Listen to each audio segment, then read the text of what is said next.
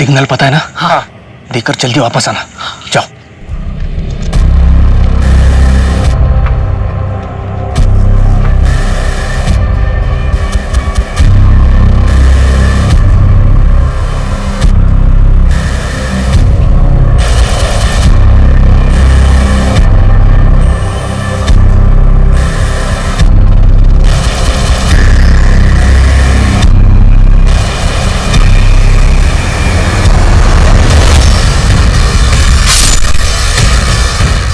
दिलीप, कहाँ हो तुम? दिलीप,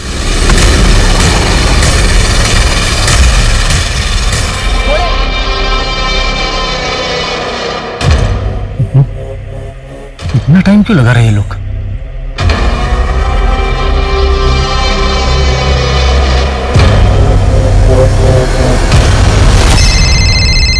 हेलो नंदा, क्या है? अरे मैं तो बस पूछ रही हूँ, आप कब तक लौटोगे? जैसे ही काम खत्म होता है घर आ जाऊंगा। अब मेरा दिमाग मत। हेलो, क्या हो गया? हेलो,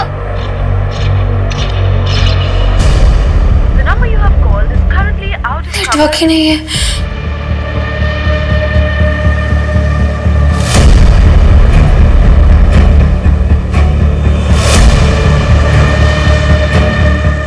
मोहन, दिलीप,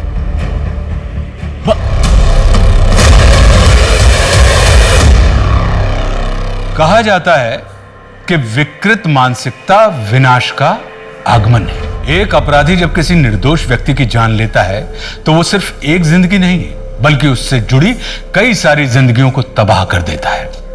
अपने किसी करीबी की मौत इंसान को इतनी गहरी चोट पहुंचाती है जिसके जख्म जिंदगी भर ताजे रहते हैं। नमस्कार, मैं आशुतोष राणा क्राइम पेट्रोल सतर के इस नए अध्याय शातिर क्रिमिनल्स में आप सभी का हार्दिक स्वागत करता हूं। आज हम एक ऐसे भयंकर अपराधी का केस लेकर आए हैं जिसके निर्दयी स्वभाव, क्रूर व्यवहार और जघन्य अपराधों के बारे में सुनकर लोगों का दिल दहल जाएगा। ऐसा अपराधी जो अपने बेखौफ इरादे और बेशर्म रवैये के चलते इतना गिर गया था कि उसने इंसानियत की सारी हदें पार कर दी और बुराई का एक ऐसा भयानक रूप दिखाया जो अब तक किसी ने नहीं देखा था।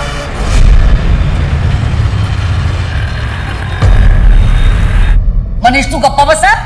लेकिन आई तू ऐसा कर कैसे सकती है? प्रॉपर्टी माझी है, इसमें से मैं तुझे कुछ भी नहीं देने वाली हूँ। अरे अगर ये जमीन तेरे नाम पे कर देना तो तू उसे भी बेच के खाएगा। पहले 2 रुपए तो कमा के दिखा मुझे, हैं? अक्खा दिन नवालीगिरी करते घूमता है। ये आई, तेरे को पहले ही बोल रहा हुआ, उस जमीन पर मेरा भी हक है।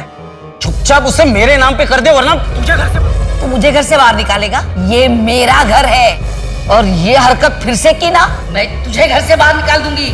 मुझे घर से बाहर निकालेगी? मुझे? अब समझ आया? अगर आइंदा मुझे घर से बाहर निकालने की बात की ना तो आंटी, आप ठीक तो है ना? पागल हो गया? अपनी माँ पे हाथ उठाता है? अबे तू होता कौन है रे हमारे घर के बीच में बात करने वाला? वो तो आई की मेहरबानी है करके तू यहाँ रह रहे, समझा ना? मेहमान है, मेहमान की तरह रहे। मनीष देख, बोल रहा हूँ, अगर दोबारा ऐसी गलती की ना पुलिस में कंप्लेन कर दूंगा। अबे ये धमकी किसी और को देना, समझा क्या? पुलिस में कंप्लेन करेगा? जा कर लेना जो करना है। खून आ गया है, आइए मैं दवाई लगा देता हूँ, आ जाइए। कितना खून निकला। कोई अपनी माँ पे हाथ उठाता है क्या? और आप कब तक ऐसे सहती रहेंगी? अरे वो हमारी कोथरूड वाली जमीन है ना, वो मैंने मेरी बेटी सीमा के नाम कर दी और मनीष को ना पूछा ना बताया, इसलिए वो नाराज हो गया है। गलती तो मेरी ही है ना। गुस्से में हाथ उठाना मनीष की गलती है। कब तक आप उसकी गलती को अपनी गलती बोलकर ऐसे सहती रहेंगी? भगवान न करे कल के दिन कुछ हो गया तो। सरला आंटी, ये क्या हुआ? कैसे लगा ये? आप ठीक हो ना? अरे काव्या बेटा, बस वो मैं फिसल गई और मुझे चोट आई, लेकिन पंकज ने देखो ना पट्टी करके दी है मुझे। फिर झूठ ना, ये मनीष ने किया है ना? मेरे ही पिछले जन्म के कुछ भोग होंगे जो तुम दोनों मेरे बच्चे नहीं हो। आंटी, हम बच्चे ही तो हैं आपके। देख सीमा, मैं तुझे प्यार से बोल रहा हूँ, वो जमीन चुपचाप मुझे वापस कर दे। काव्या, हाय काव्या। शट अप मनीष, तुम्हारे जैसा गिरा हुआ इंसान मैंने आज तक नहीं देखा है। चलिए आंटी।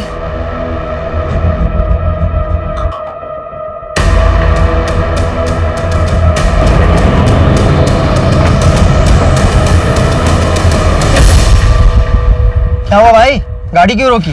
भैया थोड़ा आगे तक छोड़ दोगे क्या? हॉस्पिटल तक जाना है। मेन रोड तक छोड़ देता हूँ, वहां से ऑटो मिल जाएगा। मेरा कस्टमर पिकअप के लिए वेट कर रहा है। अच्छा ठीक है भाई। आओ बैठो।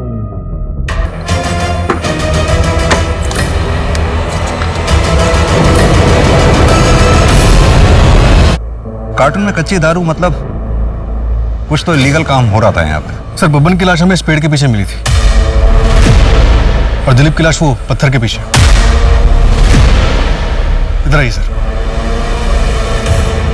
राज, ये दिलीप और बब्बन इसी के लिए काम करते हैं। सर यहाँ ये यहाँ 2 लाशें और हैं इस तरफ, ये देखिए। इसका गला भी ठीक वैसे ही रेता गया। और सर दूसरी लाश वहाँ है। हमारी वांटेड लिस्ट में भी है ये। और सर एक बैग भी मिला है।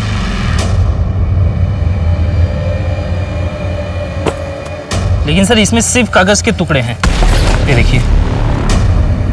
जोशी, इसका मतलब यहाँ स्मगलिंग हो रही थी और ये चंदू अपने सामने वाली पार्टी को धोखा देने वाला था, इसलिए इस बैग में पैसे होने चाहिए थे और कागज के टुकड़े। मतलब ये लोग आपसी मुठभेड़ में मारे गए? नहीं जोशी, 2 बॉडीज यहाँ मिली हैं, बाकी की बॉडीज वहाँ मिली हैं। इनका साथी रहा हो जो इन्हें मारकर भाग गया हो। एक आदमी 5-5 लोगों को कैसे मार सकता है? हाँ, ये हो सकता है कि एक से ज्यादा लोग रहे हैं। जोशी, इनके गले की नस काटी गई है, रिएक्ट करने का मौका ही नहीं मिला होगा।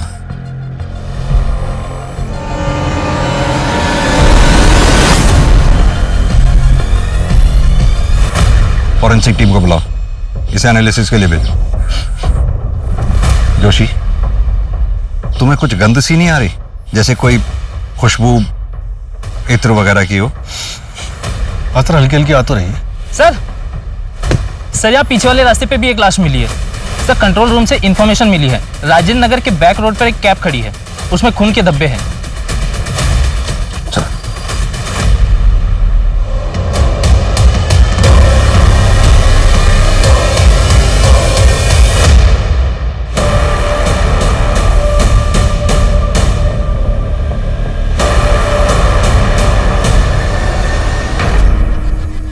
जंगल से यही एक पहली रोड आती है जो मेन रोड की तरफ जा रही है। ये इत्तेफाक नहीं हो सकता। गावड़े, एक काम करो, आसपास के घर में पता करो कहीं सीसीटीवी लगा हुआ हो या किसी ने कुछ देखा हो। शर्मा, इन लोगों की स्टेटमेंट ले लो और यहीं रुकना, मैं कैब देख कर आ रहा हूं।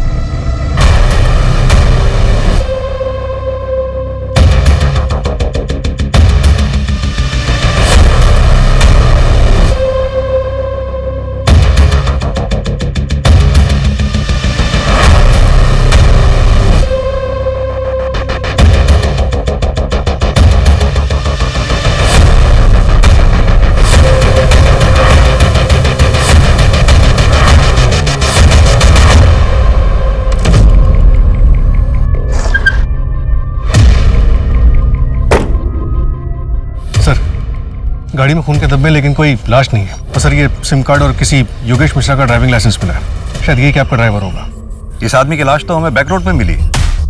कैब चुराने के लिए योगेश मिश्रा को मारा गया होगा। हाँ, हो सकता है जोशी, लेकिन अगर कैब चुराने के लिए ही योगेश का मर्डर किया जाता तो गाड़ी इस तरह से रास्ते के बीचों बीच छोड़कर कातिल नहीं जाता। तो शायद गाड़ी खराब हो गई होगी। और सर एक और बात, गाड़ी में सेम इत्र की खुशबू आ रही है जो हमें जंगल वाली बॉडीज में मिली थी। चेक करो।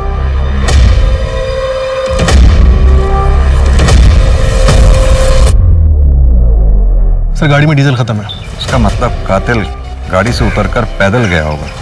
जोशी, एक काम करो, पेट्रोलिंग कड़ी करवाओ, इससे पहले कि वो कातिल किसी और को अपना शिकार बनाए, हमें उसे धर दबोचना हो। सर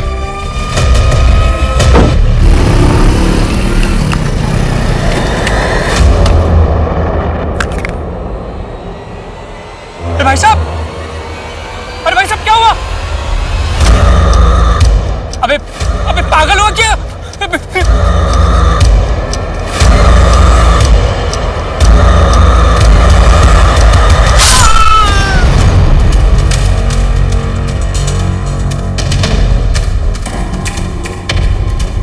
आसपास कोई सीसीटीवी भी नहीं। जोशी, अपने 20 साल के कैरियर में मैंने पहले ऐसे कभी केसेस नहीं देखे।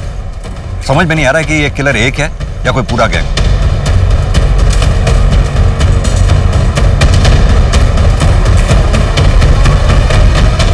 केमिस्ट शॉप से पता करो ये बिल किसे इशू हुआ। सर। हेलो। क्या?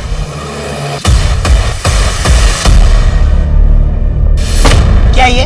कल रात में 3 गेस्ट आए थे, अंदर एंट्री है, तेरे रजिस्टर में एंट्री नहीं है। रात भर सोने के पैसे देता हूं मैं। Sorry sir. और श्रुति कहाँ मर गई? आई क्यों नहीं अभी तक? सर उसकी पापा की तबीयत खराब है। भाई साहब, वो एक रूम मिलेगा क्या? हाँ सर, आइए ना, आइए सर, वेलकम।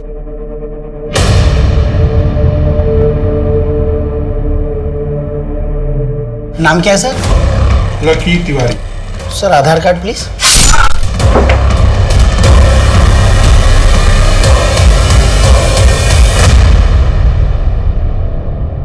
लेकिन कोई आईडी प्रूफ नहीं है। लकी तिवारी, जाहिर है कातिल ने अपना असली नाम तो बताया नहीं होगा।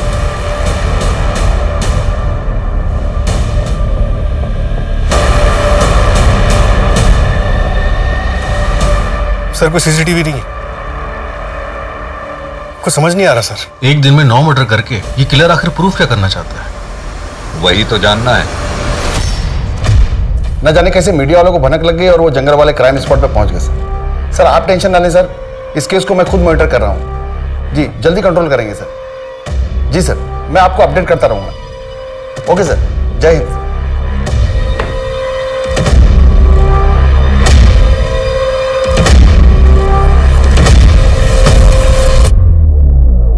इस हत्याकांड के इन्वेस्टिगेटिंग ऑफिसर से मेरी बात कराओ तुरंत। और हाँ, उस विजय सिंह की पूरी डिटेल चाहिए मुझे। अरे विजय, क्यों भड़का रहा है लोगों को मेरे खिलाफ? भड़का नहीं रहा हूँ शेट्टी साहब, उनको उनका हक दिला रहा हूँ जो आप नहीं देना चाहते। कौन बोला है?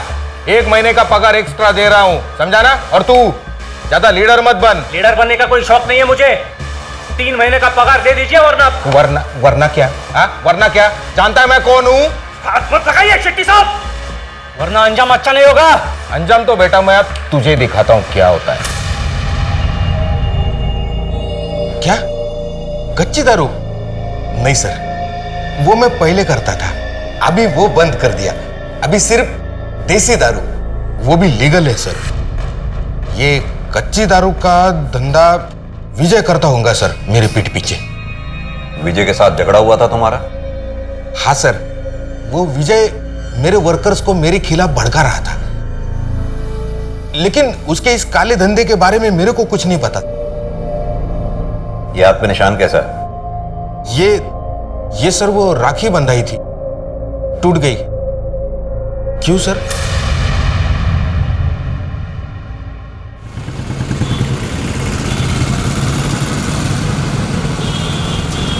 पापा मुझे अब बिल्कुल अच्छा नहीं लगता, यहाँ मुझे कोई प्यार नहीं करता। ऐसा नहीं बोलते कनक बेटा, मम्मी नानू जी कितना प्यार करते तुमसे। बस मुझे एक नौकरी लग जाए, फिर मैं तुम्हें और मम्मी को यहाँ से लेके जाऊंगा। पर पापा। कनक, तुझे कितनी बार कहा है इस कमीने आदमी से मत मिला कर। नाना जी, मेरे पापा है वो। अगर इससे इतना ही प्यार है ना, तो तू भी क्यों नहीं चली जाती इसके साथ? कम से कम मेरी बेटी की जिंदगी तो संवर जाती। तुम दोनों से छुटकारा मिलता तो कम से कम वो आगे तो बढ़ पाती। पापा प्लीज। तू चुप रहे और इसे लेकर अंदर जा। चल अंदर जा। और तू दोबारा यहां कदम में मत रखना, वरना मुझसे बुरा कोई नहीं होगा। खुरपी जैसे किसी हथियार का इस्तेमाल किया गया, सीधा गर्दन की नस पे वार। खुरपी? ये मर्डर वेपन कुछ अजीब नहीं है? सर दिलीप, बब्बन, विजय और योगेश, इनकी जो गर्दन की नस काटी गई उसका जो कट है वो काफी खुरदुरा है। और इन्फॉर्मेशन के लिए डिटेल रिपोर्ट मंगवाई गई। और सर गिरीश के घर वालों से बात हुई, उन्होंने बताया कि गिरीश अपने घर से बाइक लेके निकला था जो गायब। सर उसके नंबर प्लेट से उसे ट्रैक करने की कोशिश कर रहे हैं। जोशी, इस जंगल वाले हत्याकांड में एक्चुअल टारगेट कौन था, इसके बारे में पता लगाना हमारे लिए बहुत जरूरी है। सर विजय दिलीप और बब्बन का बॉस था, हो सकता है उसी के साथ किसी ने दुश्मनी निकाली हो। विजय की पत्नी नंदा से बात हुई, उसे इस दारू की स्मगलिंग के बारे में कुछ नहीं पता। और रही बात योगेश और गिरीश की, ये दोनों मुझे मेन टारगेट नहीं लगते। इनका किलर को मिलना इत्तेफाक हो सकता है। अब बाकी बचे वो लोग, लॉज का मालिक रोहित तोमर और वहां का सिक्योरिटी गार्ड गणेश, उनके बारे में कुछ पता चला? सर रोहित की पत्नी अभी शहर में नहीं है, कल तक पहुंचेगी। बाबा बाबा आई खाना खाने बुलाई। अबे नालायक, सब बिगाड़ दिया है तूने, बिगाड़ दिया ना सब कुछ। सुधर जा। जल्दी तो, टिफिन लेट हो रहा है। हाँ हाँ बस बस 1 मिनट बस, रेडी है। हाँ आज रात को लेट आऊंगा, ठीक है? ठीक है, बाय बाय।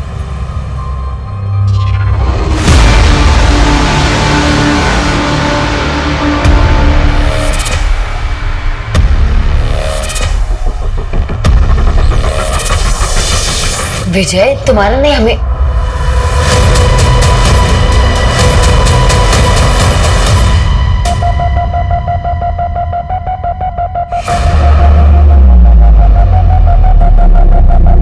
नंदा, कब तक हम विजय से ऐसे ही चुप चुप के मिलते रहेंगे?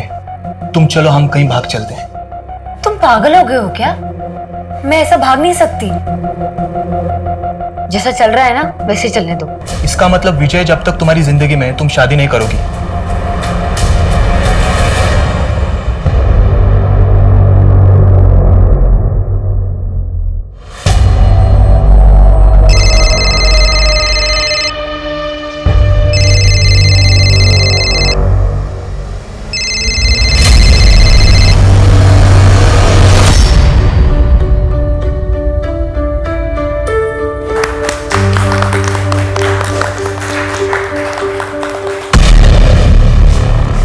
अरे वाह,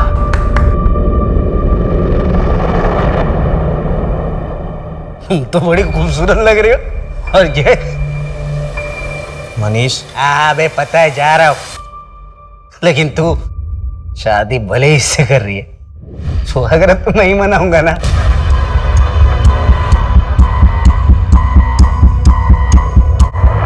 हेलो, ये धीरज राहु काल बन के मेरी बेटी कृष्णा की जिंदगी में आके बैठा हुआ है। जब तक ये रहेगा तब तक मेरी बेटी आगे नहीं बढ़ पाएगी, इसलिए इसे तुरंत रास्ते से हटाना होगा, कैसे भी, और आज ही। क्या हुआ? मुझे ऐसे अर्जेंटली क्यों बुलाया? पापा हम लोग ऐसे जल्दी से जल्दी, पापा वरना वो लोग आपको मार डालेंगे। पापा हम जल्दी जल्दी। शांत हो जा बेटा, शांत हो जा बेटा। कौन मारेगा? काम खत्म होते ही मुझे फोन करना।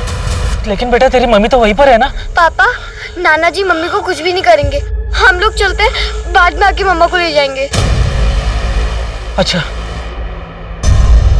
लेकिन विष्णु जी, आप तो कह रहे हो धीरज गुप्ता कनक के पिता है, तो उनके साथ जा सकती है ना, गलत क्या उसमें? अरे सर, आप समझ ही नहीं रहे हो, मेरी नातिन कल रात से गायब है और उस धीरज ने कुछ गड़बड़ किया है। 1 नंबर का कमीना है वो, आप पकड़िए उसे।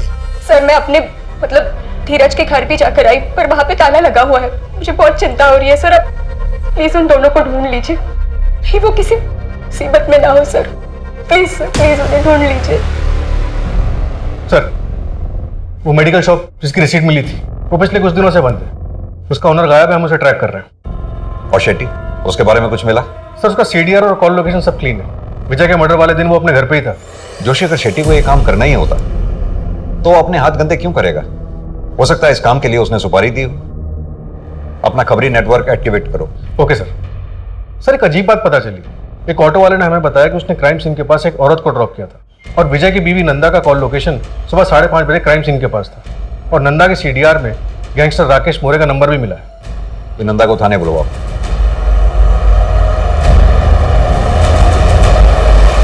सर, वो जो कैब में सिम कार्ड मिला था वो किसी बंटी सिंह के नाम पर रजिस्टर्ड है, शिवाजी नगर का एड्रेस है। तुरंत वहां के लिए निकलो, शायद कुछ हाथ लगे। अरे मैं तो बस पूछ रही हूँ, आप कब तक लौटोगे? जैसे ही काम खत्म होता है घर आ जाऊंगा। अब मेरा दिमाग मत। हेलो, क्या हो गया? हेलो,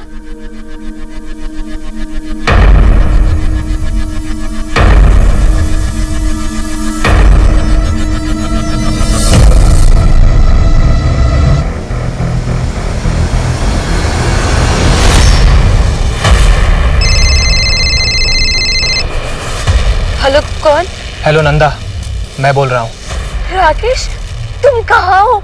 मैं कब से तुम्हारा फोन ट्राई कर रही हूँ, तुम्हारा फोन बंद है। वो सब मैं मिलके बताता हूँ। 20 मिनट में अपने घर के पीछे मिलो, मैंने सब कुछ सेट कर दिया है। मुझे पता था कि विजय स्मगलिंग के लिए कहा जाता था, इसीलिए मैं वहां गई। तुमने ये बात पहले क्यों नहीं बताई हमें? साहब मैं बहुत डर गई थी, समझ नहीं आ रहा था मैं क्या करूं। मैंने घर जाके राकेश का भी इंतजार किया, वो नहीं आया। कहानियां गढ़नी बंद करो नंदा। राकेश के साथ मिलकर तुमने ये कांड किया है, बाकी लोगों को क्यों मारा है? साहब मेरा विश्वास करो, मैंने ऐसा कुछ नहीं किया है। मैं बस ये चाहती थी कि राकेश और मेरी सच्चाई किसी के सामने ना आए। तुम ये बात अच्छी तरह से जानती थी ना कि राकेश विजय को मारना चाहता था? नहीं साहब, मुझे नहीं पता था, मैं सच कह रही हूँ। ठीक है, अभी तुम जा सकती हो। अपना एक कांस्टेबल को बोलो इस पे निगरानी रखे और राकेश को उठवाओ। Right sir.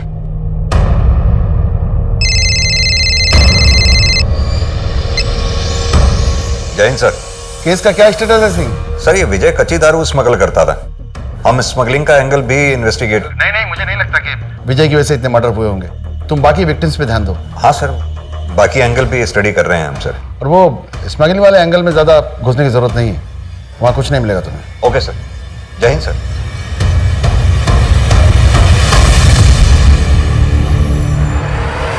मासूम कनक को बड़ी बेरहमी के साथ मारकर जंगल में फेंक दिया गया था। कनक के पिता धीरज कहां थे, उनके साथ क्या हुआ था? वहीं दूसरी तरफ इन लोगों को मौत के घाट उतारने वाले अपराधी अभी भी खुलेआम घूम रहे थे। लाखों कोशिशों के बावजूद पुलिस उनके बारे में कोई पुख्ता जानकारी हासिल नहीं कर पाई।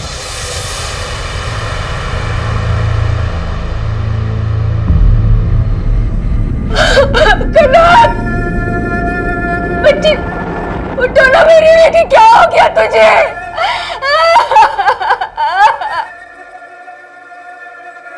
देखिए कृष्णा जी, हम आपकी हालत समझ सकते हैं, लेकिन आगे इन्वेस्टिगेशन कंटिन्यू करने के लिए आपसे कुछ सवाल पूछने जरूरी है। हमें जहां से कनक की डेड बॉडी मिली थी वहां एक 9 नंबर का जूता मिला है। क्या आपके पति धीरज 9 नंबर का जूता पहनते हैं? धीरज तो 8 नंबर का पहनता है। और आपके पिता विष्णु जी? सर वो पापा शायद 9 या 8 नंबर का पहनते हैं। सर शेट्टी का राइट हैंड सतीश के सीडीआर में हिस्ट्री शीटर मुन्ना का नंबर मिला है। इन दोनों के बीच पिछले महीने काफी बातचीत हुई थी। उठा लो इस मुन्ना को। और सर ये रोहित को लैंड माफिया यशवंत से काफी धमकियां मिल रही थी। दुगनी कीमत दे रहा हूं, ले ले। और मुझे जो चाहिए वो मुझे दे दे, वरना क्या? और तेरी धमकियों से डरने वाला नहीं हूं मैं। रुक, अभी पुलिस को फोन करता हूं। विनोद चंदेल को पुलिस की धमकी देता है। सर छोड़ दीजिए सर। लो छोड़ दिया, लेकिन ये तो अभी ट्रेलर है भाभी जी। समझाओ अपने पति को, अगर इसे कुछ हो गया तो आपको कौन संभालेगा? वैसे संभाल तो हम भी लेंगे। समझाओ इसे। चल रे। लैंड माफिया, जमीन के लिए मर्डर करना या कराना आम बात हो गई है आजकल। ये रोहित के मर्डर के वक्त लैंड माफिया यशवंत कहां था? शहर में नहीं था सर। अगर रोहित इसका टारगेट था तो फिर इसने विजय और उसके लोगों को क्यों मारा होगा? सर यशवंत और शेट्टी दोनों पुराने दोस्त हैं। यानी कि इन मर्डर से दोनों को फायदा हो रहा था। एक तीर से 2 निशाने। किस बात का कन्फेशन? अगर मुझे रोहित को मरवाना होता तो उसे ऐसे गायब करवाता कि उसका नामो निशान तक पता नहीं चलता। इंस्पेक्टर, ज्यादा होशियारी नहीं। ये गलती एक बार तो माफ कर रहा हूं। सरकारी नौकर हो ना, मेरे बारे में पता करो कि मैं कौन हूं और मेरी पहुंच कहां तक है। और अगली बार बिना सबूत के मेरे पास मत आना, नहीं तो ऐसी जगह ट्रांसफर करवाऊंगा कि सारी हेकड़ी धरी की धरी रह जाएगी। हो गई 4 धाम की यात्रा। यहाँ पोती गायब थी और आप गए थे अपने पाप धोने। अरे लेकिन मैं तो उसके सलामती के लिए माथा टेकने गया था। ये जूता आपका है? नहीं। आपके जूते देख के लग रहा है ये 9 नंबर के होंगे। हाँ तो? हमें कनक की डेड बॉडी के पास 9 नंबर का जूता मिला है। लेकिन आपका कहना है कि मैंने मेरे नाती को। दिमाग खराब हो गया है क्या आपका? ये जूता भी मेरा नहीं है तो किस बुनियाद पर आप ये कह रहे हैं? हाँ ये मेरी है, लेकिन ये आपके पास कैसे? धीरज के घर में मिली। झूठा तो था ही, चोर भी था। हाँ मतलब कनक की तरह उसे भी मार दिया। देखिए ये सब फालतू चीजें दिखा के ना आप कुछ साबित नहीं कर पाएंगे। ठोस सबूत हो तो मुझे यहां बुलाइएगा। चल रहा हूं मैं। सर एक एनजीओ है आरजू, जहां पे वॉलंटियर्स भंडारा करते हैं और मेला लगाते हैं, जहां पे लोकल लोगों की बनाई हुई चीजों को बेचा जाता है। उसी में इत्र भी बिकता है। वैसा ही जैसे हमें क्राइम साइट पे मिला था। सर, एनजीओ के वॉलंटियर्स की लिस्ट में एक नाम सामने आया, नटवर मलिक, और मेडिकल शॉप के ओनर ने बताया कि जो रिसीट बनाई गई थी वो किसी नटवर के नाम से बनाई गई थी, और जो दवाई ली गई थी वो बिना डिटेल्स के बेची नहीं जा सकती। जोशी, अगर ये नटवर ही किलर है तो बहुत शातिर खिलाड़ी है ये। परफेक्ट कवर लिया है इस एनजीओ का उसने।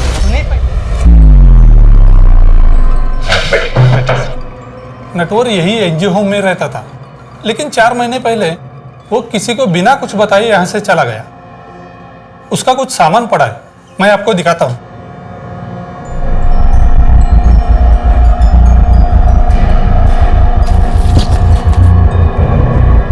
उससे कोई मिलने भी आता जाता था यहाँ? उसका एक दोस्त था, वो भी कभी कभी यहाँ वॉलंटियरिंग करने आता था और दोनों साथ में ही रहते थे।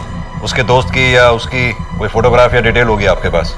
ऐसे वॉलंटियर्स की कोई डिटेल्स हम नहीं रखते। एक बात बताइए, आपके एनजीओ के स्टॉल पर जो इत्र बिकता है कौन बनाता है उसको? एक बूढ़ी औरत है, यही पास वाले गांव में रहती है। नटवर का दोस्त रॉय वही उनसे इत्र लेकर बेचता था। नटवर बहुत ही सीधा साधा आदमी है, वो यहाँ बस सिर्फ सेवा करने आता था और बस अपने काम से काम रखता था। गरीबों को खाना खिलाकर बहुत अच्छा लगता है, उनकी मदद करता हूं तो सुकून मिलता है। एक नया दोस्त बना है, मेरे जैसा ही है, शायद एक नए रिश्ते की शुरुआत है। मिलकर दूसरों की मदद करेंगे।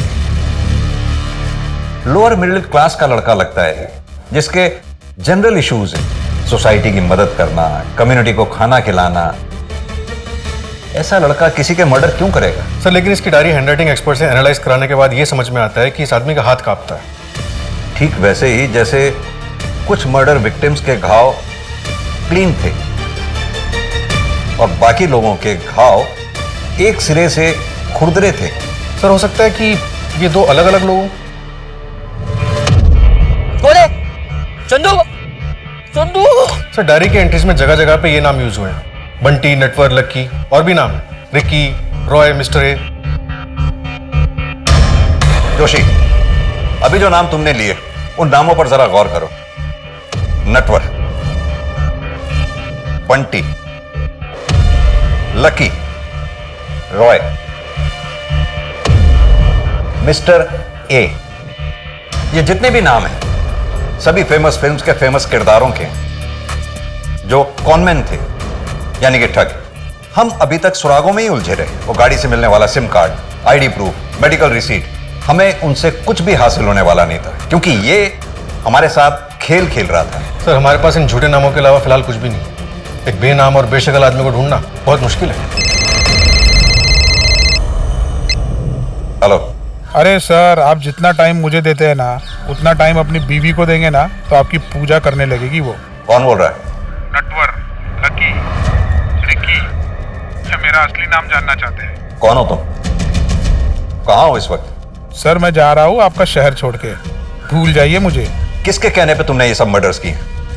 मेन टारगेट कौन था तुम्हारा? नटवर, बंटी, लकी, तुम जो कोई भी हो, कोई तो वजह होगी तुम्हारे पास मुझे कॉल करने की।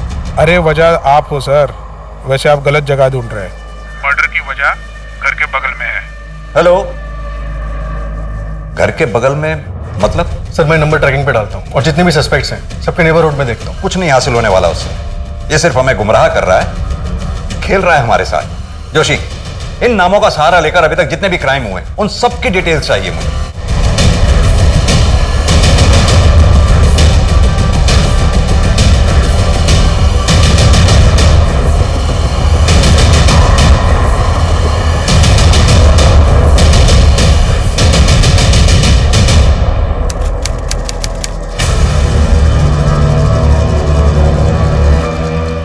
सर, कोलकाता वाले हत्याकांड की सारी डिटेल्स आ गई। तुम्हारा कहने का मतलब है 19 मर्डर्स हुए हैं वहां? हाँ सर, वही है। सारे मर्डर्स एक ही तरीके से किए गए और सर एक फिंगरप्रिंट नहीं मिला है, लेकिन वो रांची वाले फिंगरप्रिंट से मैच नहीं करता। हो सकता है शायद दोनों पार्टनर्स के फिंगरप्रिंट्स हों। डेटाबेस चेक किया तुमने? किसी भी कॉन्ट्रैक्ट क्लियर के साथ कोई भी मैच नहीं हुआ। सिर्फ ये प्रोफाइल शॉट मिला धुंधला सा। जिस गली में मर्डर हुआ उसकी अगली गली में भागता हुआ दिखा था। काफी अंधेरा था। इसकी गर्दन पर कोई चोट का निशान है या फिर कोई टैटू हो सकता है। एक काम करो, ये प्रोफाइल फोटोग्राफ लैब में भिजवाओ और अपने सुपरविजन में क्लीन करवाओ, शायद कोई टैटू का डिजाइन मिल जाए। मिस्टर नटवर, कहां छुपे हो तुम?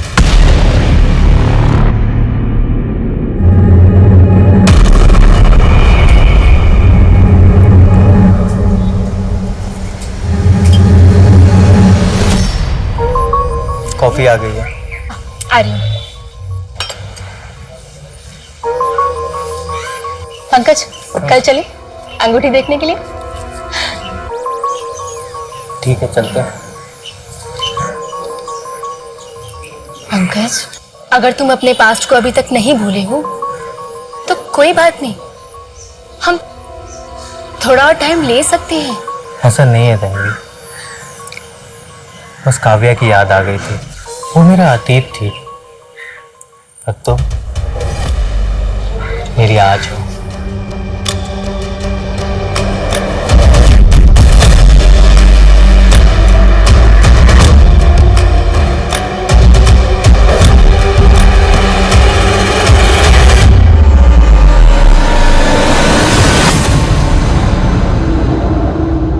रुको, कहाँ जा रही हो तुम? मार्केट। और आप घबराइए मत, मैं वापस आ जाऊंगी। वैसे भी कहीं जाने के लिए अब कुछ बचा ही नहीं है मेरे पास। सर, पुणे के केस के बारे में पता चला है, लेकिन 2016 का है। कितने विक्टिम्स थे? 2। सरला दीक्षित, किलर की अपनी माँ, और उनके पड़ोसी काव्या दवे। अपनी माँ? ये कंफर्म्ड है? किलर का नाम है मनीष दीक्षित। ये रहा उसका फोटो। अपनी माँ के मर्डर केस में प्राइम अक्यूज्ड है। ठीक उसी तरह से खुरपी से मारा गया था। इनके साथ एक आदमी रहता था, पंकज, जो इस केस का प्राइम विटनेस है। सर, पिछले 4 साल से पुलिस प्रोटेक्शन में। पुणे पुलिस ने उसे किसी दूसरे शहर में सेटल किया जब तक कि मनीष नहीं मिल जाता। इसकी फोटोग्राफ देश भर के पुलिस स्टेशन में सर्कुलेट कराओ, अपना खबरी नेटवर्क एक्टिवेट करो। 9 महीनों में पहली बार इस किलर को शक्ल मिली है।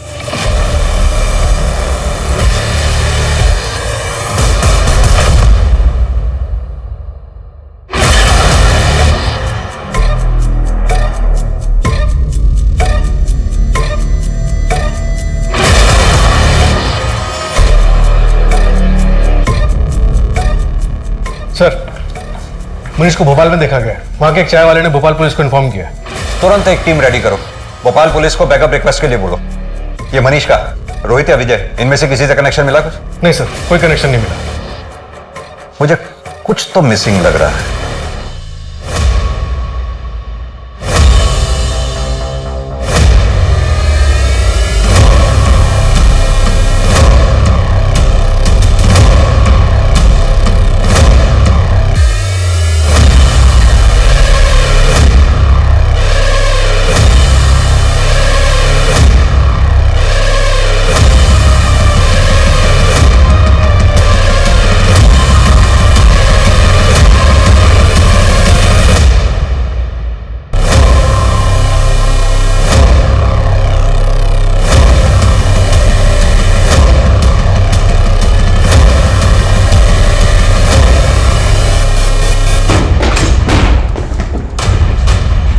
जोशी, गावड़े, उधर देखो।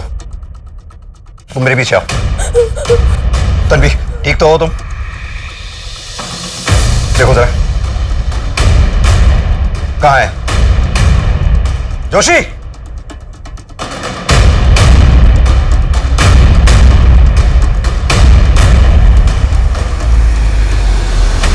पंकज, तुम जल्दी घर आ जाओ। कोई मनीष नाम का आदमी घर आ गया था। मनीष?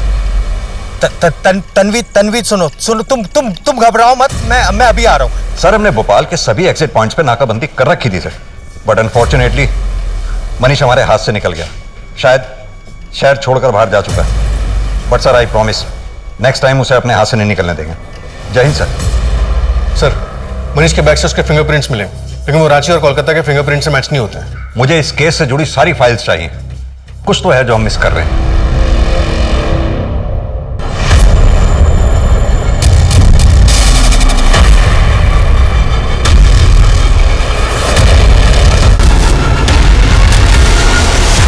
अरे गावड़े, मुंबई की फाइल नहीं, लखनऊ की फाइल चाहिए भाई। कहां हो तुम? इतनी महीनों से कड़ी मेहनत कर रहे हैं, प्रमोशन करवा दूं आपका? कौन? इतने दिनों से आप मुझे ढूंढ रहे हैं, और आज जब आपके सामने हूं, आपने पहचाना भी नहीं। दिल तोड़ दिया आपने।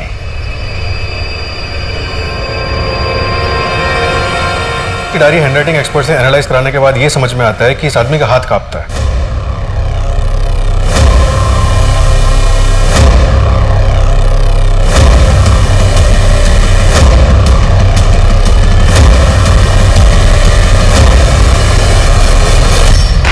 किस नाम से पुकारूं तुम्हें?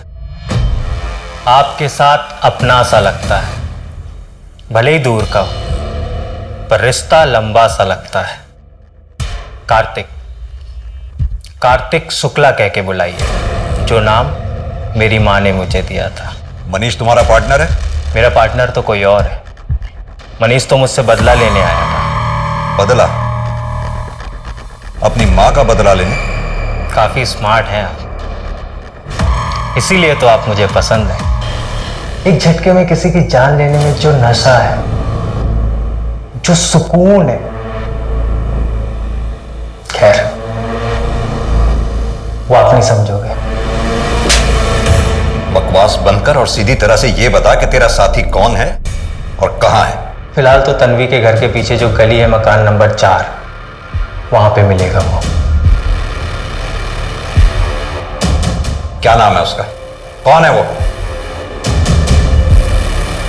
इस बार बहुत बड़ा हाथ मारा है ना तूने। तन्वी नाम है ना उसका?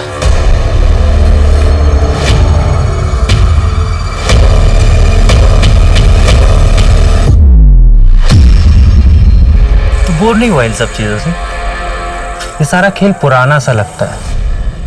अब लोगों को मारना इतना आसान हो गया है, कोई मजा ही नहीं रहा यार अब इन सब चीजों में। तुझे आना है तो आ, वरना मत आ। मैं अकेले हाथ साफ कर लूंगा उस पर। चल ठीक है, कल का प्लान करते हैं।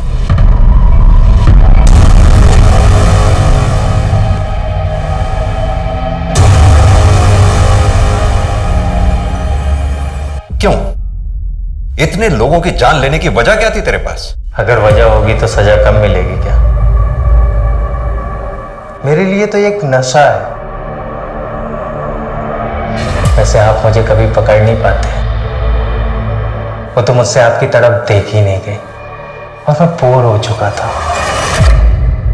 इसलिए मैं खुद चला आया। अब वो मजा नहीं रहा लोगों को मारने में, अब आराम करना है जेल जाके।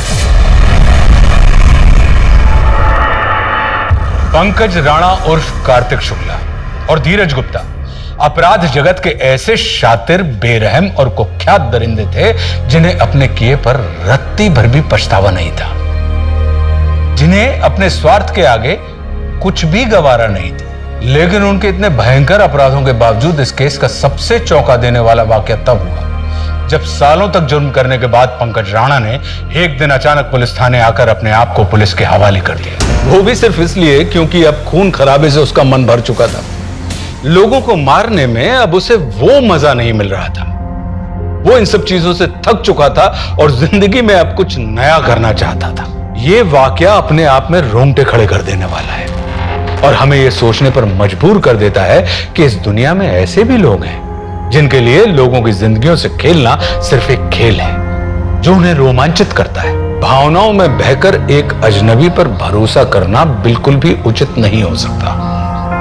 किसी की सच्ची मंशा को जानने के लिए सतर्क दिमाग का इस्तेमाल करना बहुत जरूरी होता है। अब मैं आशुतोष राणा आपसे विदा लेता हूं। हम फिर मिलेंगे एक ऐसी ही कहानी के साथ जो आपको रखेगी सतर्क और जिंदगी को सुरक्षित।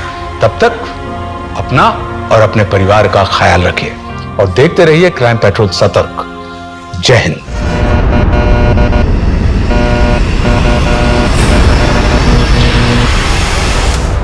नमस्कार, मैं आशुतोष राणा क्राइम पेट्रोल के इस नए अध्याय शातिर क्रिमिनल्स में आप सभी का हार्दिक स्वागत करता हूं। अपराध मात्र व्यक्ति का नहीं बल्कि हमारे पूरे समाज की विफलता का प्रमाण है।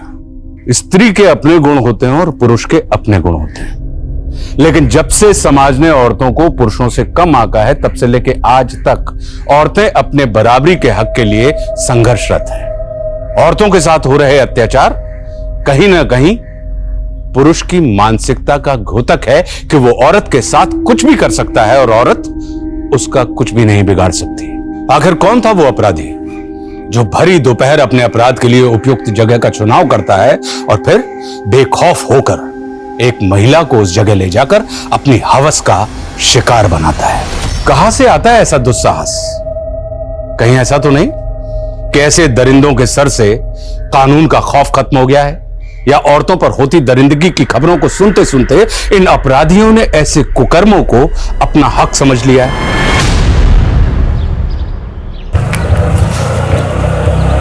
बस भैया, आजा मीता। ले भैया, ये भी ले, मिठाई लीजिए छोरा भाई। हाँ चल मीता, आज गृह प्रवेश है ना थारो। अच्छा रुक रुक रुक रुक, एक मिनट, रुक रुक रुक रुक रुक, एक मिनट।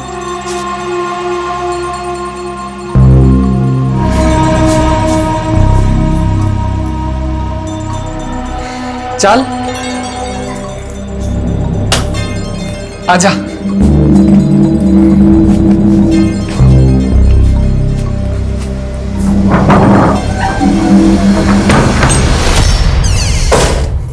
थारी आँखों का सुरमा प्यारा लागे,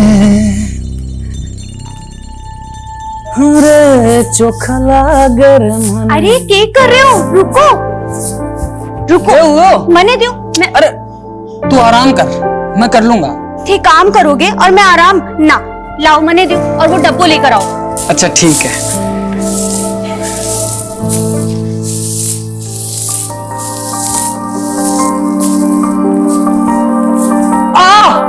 कहीं हुआ? लग गई।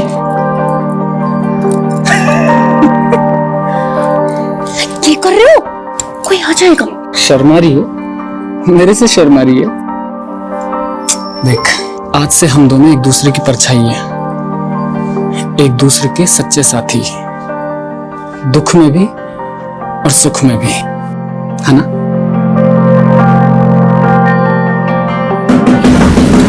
कोई आ गया।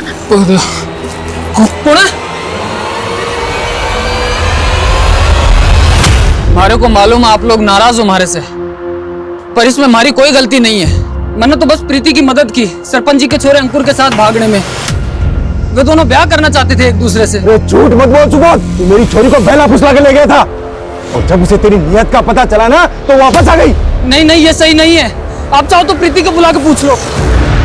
तू पंचों के सामने मेरी छोरी को बेइज्जत करना चाहे? नहीं आएगी वो यहाँ। सरपंच एक बार अंकुर को बुला के तो पूछ लो ना, सब साफ साफ हो जाएगा। ये क्या कर रहे हो? तो सुनो, मेरे छोरे को बदनाम करता है। मारो इसे। नहीं, हमारी बात तो सुनो।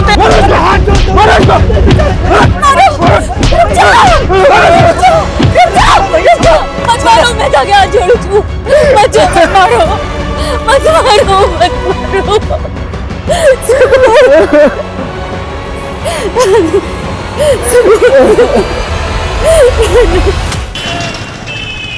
रेनू, तुम्हारी भाग्य रेखा देखी मैंने, पक्का कोई लॉटरी लगने वाली है। कुछ भी अनशन मत बोला। अरे पाग, अनशन नहीं बोल रहा हूँ, सच बता रहा हूँ। एक सेकंड दो, ये देखो, ये जो रेखा है ना, इसमें साफ लिखा है कि तुम्हारी बहुत तेज चल रहा है। हीरो समझते अपने आप को? कौन है भाई आप? बताओ तुझे कौन हूं मैं? क्या कर रहे हैं? क्यों? शादी मुझसे कर रही हो, मजे इसके साथ कर रही हो। शादी? क्या बोल रहा है रेनू ये? झंडू शादी मंगेतर है मेरी, अगर इसके आसपास भी दिखा ना तो तोड़ दूंगा। चल भाग जा, भाग जा। चल घर ड्रॉप कर देता हूं, चल। हटो। इसमें रोने की क्या बात है रेनू? सही तो कहा आकाश ने, तेरा होने वाला पति है वो।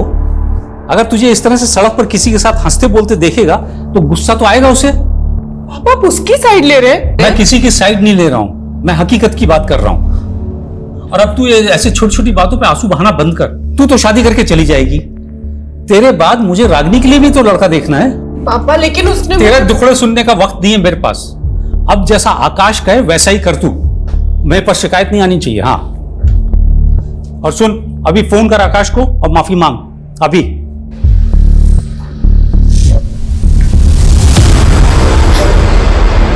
अरे बस ठीक हूं मैं। अपनी हालत तो देखो, कितनी बुरी तरह मारा है उन लोगों ने।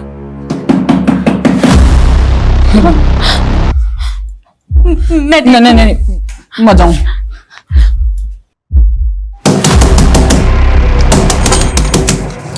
बोझ। क्या हो गया? अरे भाग यहाँ से। अरे क्यों? गांव वाले आ रहे हैं तुझे मारने के लिए। क्या बात कर रहे हो ज्ञान? अरे सरपंच और प्रीति के घर वालों से तूने दुश्मनी मोल ले ली है, और ये किस चोरी से ब्याह करके ले आया तू? क्या सोचा था गांव वाले तेरा स्वागत करेंगे? तारे को तो सब कुछ मालूम है ज्ञान। पूरा गांव जानता है प्रीति और अंकुर की प्रेम लीला के बारे में। अंकुर के दबाव में मैंने सब कुछ किया। नीता से शादी करने के लिए मुझे कुछ पैसों की जरूरत थी। वो पैसे मांगे मैंने अंकुर से, और उसके बदले में ये काम किया। तो अरे ये सब कुछ उन लोगों को कौन समझाएगा? उनके सर पर तो खून सवार है। प्रीति के घर वाले और सरपंच ने मिलकर तुम दोनों को मारने का मंसूबा बनाया है। लेके भाग जा इस चोरी को। भाई जिंदा ना बच पाओगे तुम लोग, जिंदा ना बच पाओगे भाई।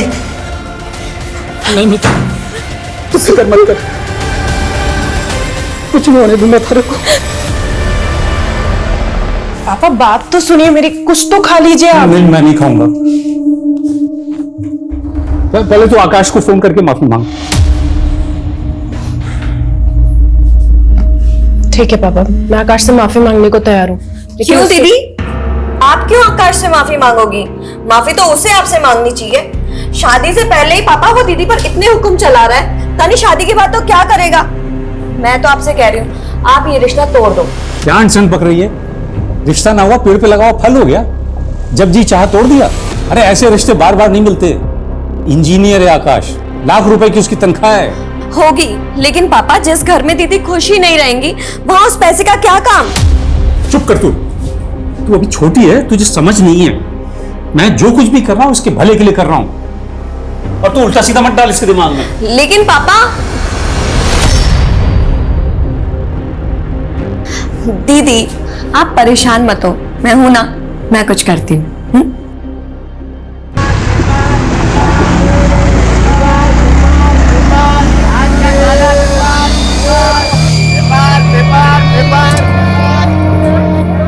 लो भैया, क्या देख रही है? गांव से बहुत दूर है हम, कोई नहीं आएगा। चल एक काम कर, तू यहाँ बैठ, मैं टिकट लेकर आता हूँ। हाँ, ये फोन में पैसे भी भरवा लाना। ठीक है, तू बैठ, मैं आता हूँ। हाँ,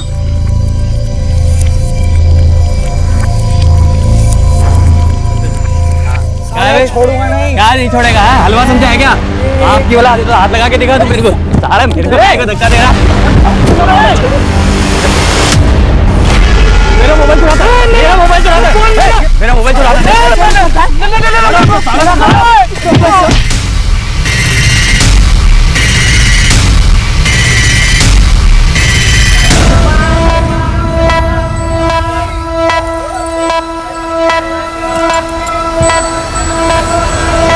साहब मैं चोर नहीं हूँ साहब, वो दोनों गुंडों ने मारे को फंसा दिया साहब। झूठ मत बोल, सबने देखा था तुझे, तेरे पास दो थे। अब उन दोनों में से एक तो मेरा फोन था, एक मेरी बीवी का फोन था साहब। सब हुआ क्या था कि मैं जा रहा था, उन दोनों में से एक बंदा मेरे से टकराया और मेरे गिर गया साहब, मेरा फोन भी गिर गया। उनमें से एक मेरा फोन उठा के बोलता है कि ये मेरा फोन है, मेरा फोन है, और वो चोर चोर चिल्लाने लग गए साहब। सब मेरी बीवी बस स्टैंड पे मेरा इंतजार कर रही है साहब। बस पुलिस के सामने जो भी आता है ना, दुख भरी कहानी सुनाता है। एक दिन लॉकअप में रहेगा ना तो सब कबूल कर लेगा। बंद करो इसको लॉकअप में। साहब मैं सच कह रहा हूँ साहब, मैं कुछ झूठ नहीं बोल रहा साहब, मैं चोर नहीं हूँ साहब। अभी साहब, आप जिसको ढूंढ रही हैं उनको तो मैंने दिल्ली की बस में चढ़ते हुए देखा है। क्या? हाँ, आइए आपको दिखाते हैं कौन सी बस में चढ़े। आइए पास में आइए।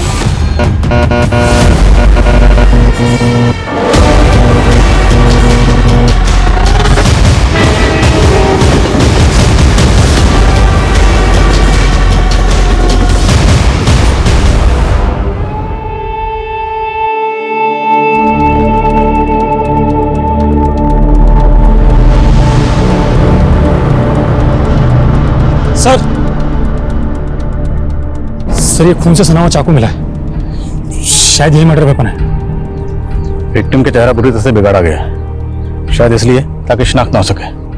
पूजा, बड़े को कवर करो। ये जंगल रेलवे स्टेशन के नजदीक है, मुमकिन है कि विक्टिम यहाँ की रहने वाली ना हो और कातिल इसको यहाँ पर कत्ल करने के इरादे से लेकर आया हो। सर ये भी तो हो सकता है कि विक्टिम और कातिल एक दूसरे को जानते हो। सर ये देखिए सर, झाड़ियों में एटीएम कार्ड मिला है। देखो जरा किसका।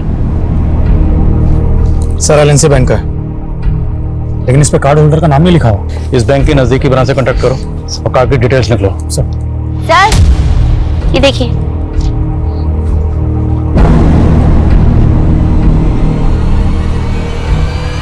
माँ,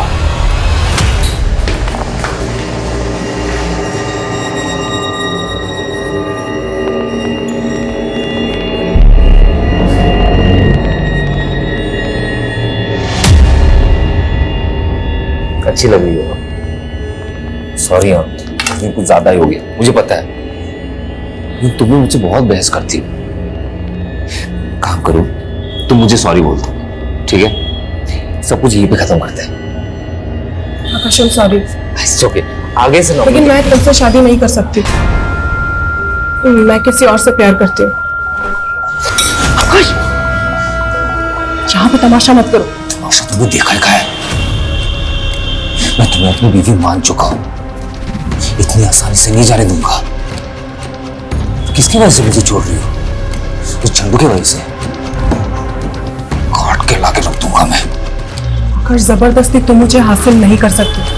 अच्छा यही होगा कि मुझे भूल जाओ। प्लीज मुझे मेरी जिंदगी अच्छे से जीने दो।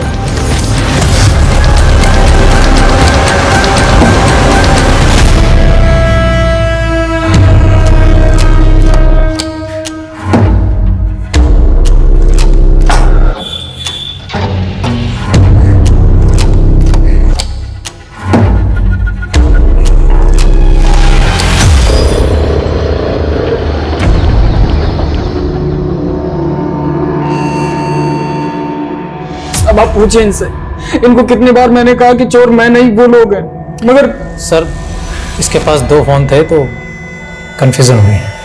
फिलहाल जाओ तो। Sorry sir. सब हमारी बीवी साहब। तुम शांत हो जाओ, बैठो। बताओ क्या हुआ है? हमारी बीवी का कुछ पता नहीं चल रहा साहब। आखिरी बार कहां देखा था उसको? जयपुर बस अड्डे पे साहब।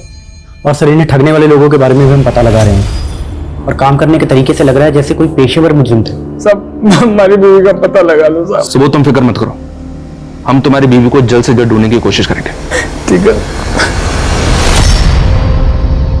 सर। बॉडी की शिनाख्त अभी तक नहीं हो पाई है। हालांकि पोस्टमार्टम रिपोर्ट से पता चला है कि लड़की की उम्र 23 से 25 साल के बीच थी। और सर लड़की की मौत बॉडी मिलने से 7 से 8 घंटे पहले हुई थी। पर मारने से पहले विक्टिम के साथ फिजिकल रिलेशन बनाए गए, पर बॉडी पर किसी भी तरह के डीएनए सैंपल्स नहीं मिले। शायद प्रोटेक्शन यूज किया होगा। और सर बॉडी में नींद की गोलियां भारी मात्रा में मिली है। सर हो सकता है कातिल का यह प्लान रहा हो, पहले नशे की गोलियां देकर लड़की को बेहोश किया, फिर उसके साथ फिजिकल हुआ और फिर उसको मार दिया। इसलिए बॉडी पर किसी भी तरह का रेजिस्टिंग मार्क्स नहीं है। वो एटीएम की डिटेल्स कब तक आएंगे? सर बैंक मैनेजर से बात की है, कार्ड बहुत पुराना है इसलिए थोड़ा समय लग रहा है। जब तक कार्ड की डिटेल्स आती हैं, विक्टिम की तस्वीर दिल्ली एनसीआर के सभी थानों में भेजो। शायद कहीं कोई मिसिंग कंप्लेंट फाइल हुई हो। और इस टैटू को आसपास के जितने भी टैटू पार्लर्स हैं सब जगह दिखाओ। और विक्टिम की तस्वीर सभी लोकल न्यूज़पेपर में दो, शायद कोई शिनाख्त के लिए आ गई। दीदी, आकाश से शादी ना करने का डिसीजन आपका एकदम सही है, लेकिन आप मेरी बात मानो तो अभी भी। रागिनी, मैं जानती हूँ तुझे मेरी फिक्र है, पर तुझे अब मेरी फिक्र करने की कोई जरूरत नहीं। और मैंने तय कर लिया, मैं डर के नहीं जीने वाली। और वैसे भी अब मेरी जिंदगी में कोई और आ गया। कौन है वो? और कहीं उसी की वजह से तो तुमने संजीव को रिजेक्ट नहीं किया था? सच बताओ दी। Sanjeev, I am sorry. मैं जानती हूँ कि मुझे ये सब कुछ पहले ही बता देना चाहिए था, लेकिन मैं क्या करती, मेरे फादर बहुत स्ट्रिक्ट हैं। संजीव, मेरे कहने से शादी नहीं रुकेगी, सिर्फ तुम ही शादी को रोक सकते हो। प्लीज मुझे रिजेक्ट कर दो। ठीक है, मैं मना कर दूंगा। रेनू दी, उस दिन भी तुमने एक झूठी कहानी बनाकर इतना अच्छा लड़का हाथ से गवा दिया। तुझे संजीव की इतनी फिक्र क्यों हो रही है? टॉपिक मत बदलो दी। ये बताओ, कोई लड़का है भी या नहीं, या फिर तुम इस बार भी कोई झूठी कहानी बना रही हो? दी, बताओ ना कौन है वो? सही वक्त आने पर सब बता दूंगी। सर जो एटीएम कार्ड हमें जंगल में मिला था, बैंक मैनेजर का कहना है कि वो एटीएम कार्ड झारखंड के भभुआ के रहने वाले एक आदमी का है। सर हो सकता है वो औरत भी झारखंड की हो। मुमकिन है।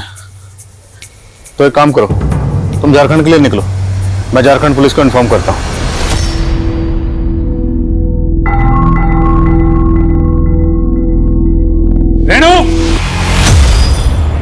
कहाँ है तू? इधर आ, बाहर आ। जी पापा, क्या हुआ? क्या है ये? हैं? राजेश कौन है ये? पापा, राजेश मेरे पति का नाम है। क्या? तूने सच में शादी कर ली? कोई शादी वादी नहीं हुआ है अंकल। कह तो रहा हूं आपसे, सर्टिफिकेट नकली है ना? नहीं नहीं पापा, ये सर्टिफिकेट एकदम सच है, मेरी वाकई में शादी हो गई है। क्या क्या है ये? अंकल आप दुखी मत हो, देखो आप शादी की तैयारी करो, मैं हूं ना, इसे तो मैं संभाल लूंगा। तो जैसे गुंडे से कभी शादी नहीं करूंगी। निकल जा मेरे घर से, बाहर निकल जा, बाहर जा। अंकल, तेरी शादी आकाश से ही होगी। सॉरी आकाश। अरे अंकल आप माफी क्यों मांग रहे हैं? प्लीज बुरा मत मान। नहीं नहीं नहीं अंकल, आप टेंशन क्यों ले रहे हैं? मैं कह तो रहा हूँ आपसे, मैं संभाल लूंगा सब कुछ। अब शादी की तैयारी की क्या कर रही है रेणु? मुझे मारेगी?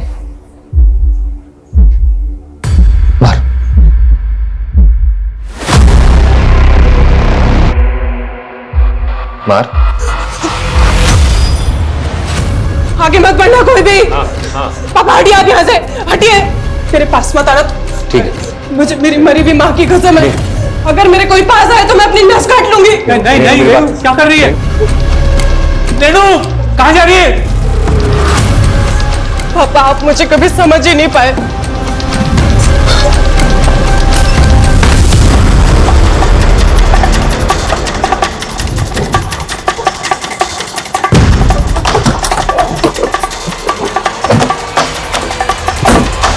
मुजाहिद आपका ही नाम है? जी साहब, हमारा एटीएम कार्ड चोरी हो गया था साहब।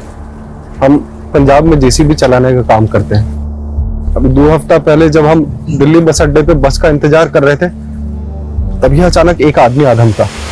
कौन आदमी? साहब हम बस का राह देख रहे थे, तो आदमी हमसे आकर बोला कि हम भी झारखंड जाने वाले हैं। साहब वो हमसे बतियाने लगा, हमें बाथरूम जाना था, तो हमसे कहने लगा कि हम संभाल लेंगे तुम्हारा सामान। हमने भरोसा कर लिया साहब उस पर और लौट गए। जब वहां लौट कर वापस आए तो ना तो वो आदमी वहां पर था, ना हमारा सामान। और उसी बैग में तुम्हारा एटीएम कार्ड भी था? अरे एटीएम कार्ड का साहब, हमारा पर्स, हमारा मोबाइल, पैसा, कपड़ा लत्ता सब कुछ उसी में था। मुझे तुम्हारा फोन भी चोरी हुआ था ना? जी साहब। उसका IMEI नंबर है तुम्हारे पास?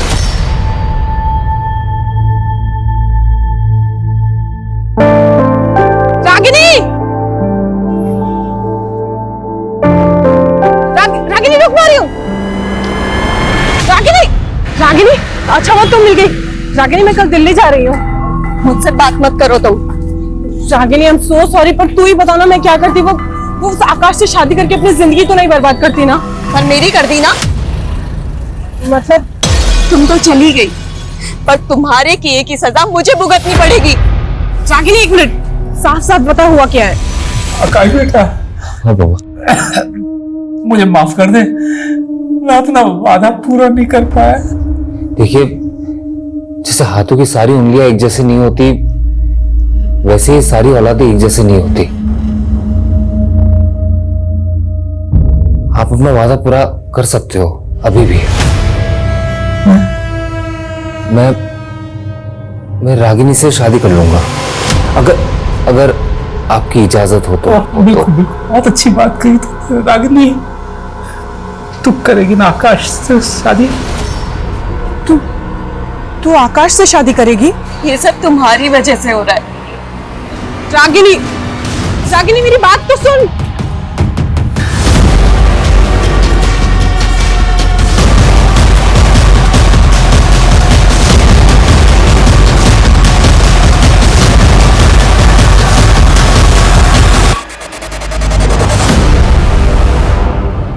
सर मुजाहिद का जो फोन चोरी हुआ था उसको सर्विलेंस पे डाल दिया है। अगर कोई दूसरा सिम एक्टिव हुआ तो पता चल जाएगा। सर विक्टिम की बॉडी का क्या करना है? डॉक्टर का कहना है कि बॉडी तेजी से गल रही है। डॉक्टर से बॉडी का DNA प्रिजर्व करने के लिए कहा और उसके बाद अंतिम संस्कार करवा दो। और विक्टिम की जो तस्वीरें दी थी अखबार में, उसे कुछ पता नहीं चला? सर फिलहाल तो नहीं।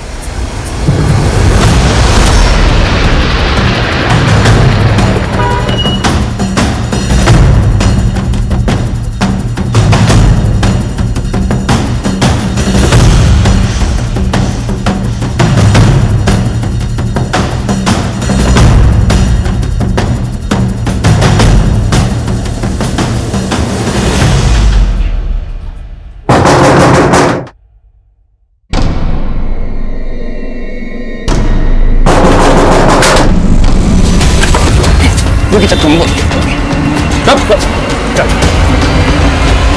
साहब मारो बच्चा, आप सच कह रहे हैं। हमने उसकी बीवी के साथ कुछ नहीं किया, उसको तो दो लोग उठाकर ले गए थे साहब। कौन था वो आदमी? साहब हमें नहीं मालूम आदमी कौन था, हम मानते हैं कि हमने उस दिन सुबोध को ठगा था। लेकिन साहब जब हमने सुबोध की बीवी को देखा तो हमारे मन में लालच आ गया और हमने एक और प्लान बनाया।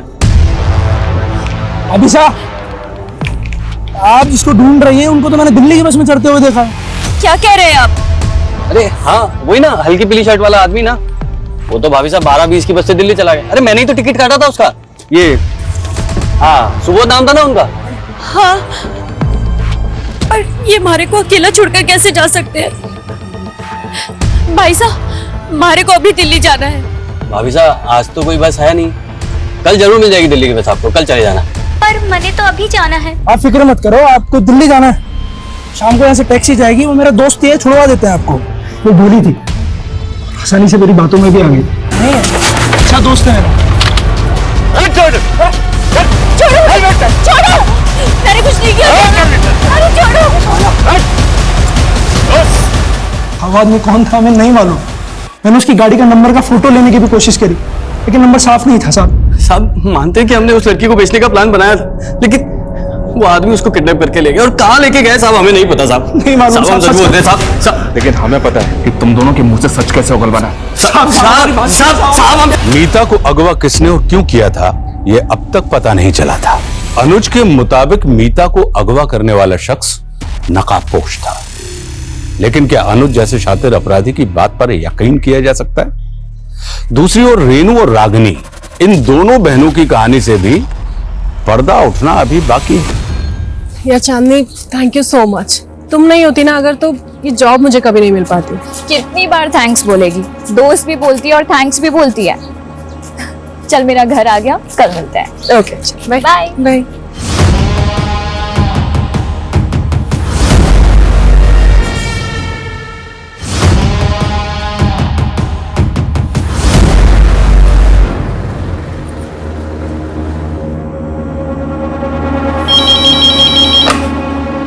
हेलो हेलो पापा, मैं रेनू।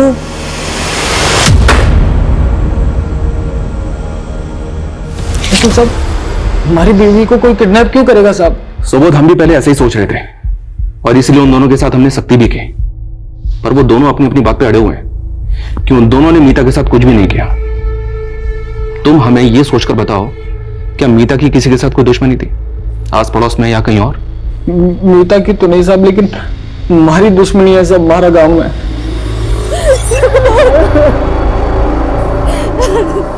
वो लोग मार देते साहब हमारे को जान से। तो तुम्हें लगता है कि प्रीति के फादर विजय और गांव का सरपंच मीता को अगवा कर सकते हैं? धोखा और दुश्मनी इंसान आसानी से नहीं भूलता साहब। कहीं उन लोगों ने हमारी मीता को। तुम चिंता मत करो, फिलहाल तुम घर जाओ, जैसे ही कुछ पता चलेगा हम तुम्हें बता देंगे। ठीक है साहब। शर्मा, इस सुबोध के गांव जाकर हमें इंक्वायरी करनी होगी। हो सकता है कि वहां से मीता के बारे में हमें कोई पुख्ता लीड मिले। साहब इंसान को पहचानने में मात खा गया मैं। वो आकाश जिसे मैंने अपने बच्चों से ज्यादा माना, कातिल निकला। पापा पुलिस ढूंढ रही है उसे, और अच्छा ही हुआ कि रेनू दीदी हम सबको छोड़कर चली गई, वरना उनकी जिंदगी तो बर्बाद हो जाती।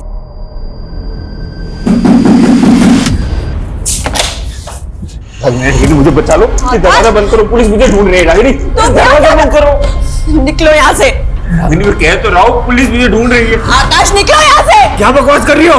तुम मेरी होने वाली बीवी हो। मेरा तुमसे कोई रिश्ता नहीं है, चलो निकलो यहाँ से। निकलो। वो ठीक करिए, तुम्हारा उससे अब कोई रिश्ता नहीं है। तेरा भी कोई निकल आया क्या? छोड़ो आकाश, छोड़ो। मैं इस घर से नहीं जाऊंगा। मैं भी देखता हूँ कौन मुझे तो इस घर में नहीं रखता। मैं भी देखता हूँ कौन निकाला।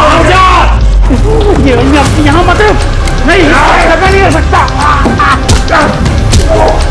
निकलो यहाँ से, वरना जान से मारा। निकलो यहाँ से। छोड़ूंगा नहीं तुझे।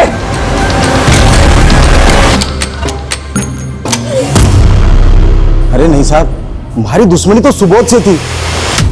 मीता को अगवा करके मेरे को क्या मिलेगा? साहब जरूर किसी ने आपके कान भरे हैं। देखिए, इस उम्र में हड्डियां कमजोर हो जाती हैं, जोड़ने में टाइम लगता है। क्यों बेकार में तोड़वाना चाहते हैं? धमकियां किसी और को देना साहब, सरपंच हूं गांव का, नियम कायदे मैं भी जानता हूं। जब कह रहा हूं मीता को अगवा नहीं किया तो नहीं किया। कोई सबूत है आपके पास? सबूत हो ना तब आना। जयराम जी की।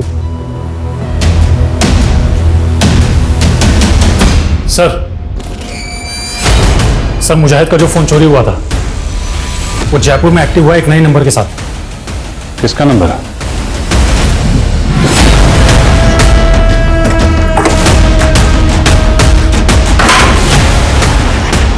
शुभम। हाँ। अरे लेकिन लेके चलो सर। अरे मैंने किया क्या? लेकिन मारो को मत मारो साहब जी, मैं सब बता रहा हूँ। आपने मैंने वो फोन एक मोबाइल की दुकान से खरीदा था। वो आदमी सेकंड हैंड फोन बेचता है। वो फोन तुमने कौन सी दुकान से खरीदा था? अरे चल निकाल होगा साहब। अरे बादशाह है।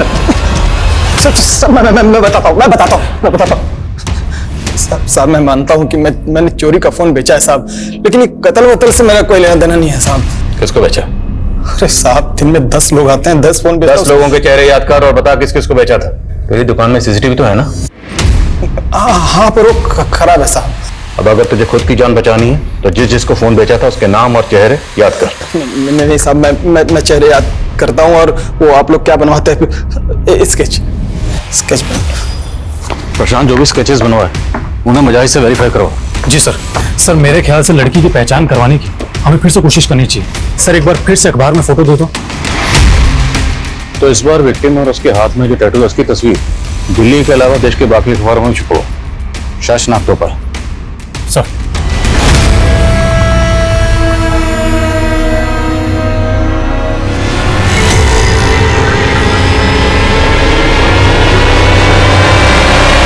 सर प्रशांत के बनाए स्केचेस में से एक स्केच को मुजाहिद ने आइडेंटिफाई कर लिया है। ये रहा वो स्केच और इसे उठा लिया है। मैं मानता हूं कि मैंने मुजाहिद का सामान और उसका फोन चुराया था साहब, पर वो सारा सामान मैंने प्रशांत को बेच दिया था साहब। तुमने जो मुजाहिद का सामान चुराया था उसमें मुजाहिद का एटीएम कार्ड भी था, और वो एटीएम कार्ड हमें एक लड़की की डेड बॉडी के पास मिला। वहां कैसे पहुंचा? मतलब तुमने पहले उस लड़की का मर्डर किया, सामान प्रशांत को भेजा, और वो एटीएम कार्ड तू गलती से वहीं भूल गया। नहीं साहब, ये सच नहीं है साहब। मैं कोई खूनी नहीं हूँ साहब। मारे को तो ये चोरी भी मजबूरी में करनी पड़ी थी साहब। एक हफ्ते पहले मारे को भी वहीं पर लूटा था किसी ने, उसी जगह पर। हमारे पास तो जयपुर आने का भी पैसा नहीं था साहब, और मजबूरी में मारे को भी वही जुल्म करना पड़ा जो हमारे साथ हुआ था। इस टैटू को देख और बता, तूने ये टैटू किसी लड़की के हाथ में देखा था? नहीं साहब। अगर ये सबूत सच बोल रहा तो हमें इस केस को रीलुक करना पड़ेगा। हमसे कहीं ना कहीं कोई ना कोई चूक तो हुई है। सर सुबोध का स्टेटमेंट वेरीफाई करने के लिए मैंने प्रशांत को पुलिस स्टेशन बुलाया था, लेकिन उसका फोन बंद आ रहा है। सर प्रशांत का घर और दुकान दोनों जगह चेक किया, दोनों जगह ताले लगे हुए हैं। खबरियों को काम पे लगाओ, लेकिन ढूंढो इस प्रशांत को। जी सर। इस प्रशांत ने भागकर कम से कम इतना तो साबित कर दिया कि इसका इस केस से कोई ना कोई ताल्लुक तो है। सर खबरियों ने पता लगाया है कि मीता को जीबी रोड के एक ब्रोथल में बेचा गया। वो ब्रोथल मुन्नी नाम की एक औरत चलाती है। उसने बताया कि 5 महीने पहले मीता एक अपने कस्टमर के साथ भाग गई थी। एक काम करो, लोकल पुलिस की मदद से मीता की सर्चिंग शुरू करो। मैं तब तक उसके पति सुबोध को इन्फॉर्म करता हूँ। Okay sir.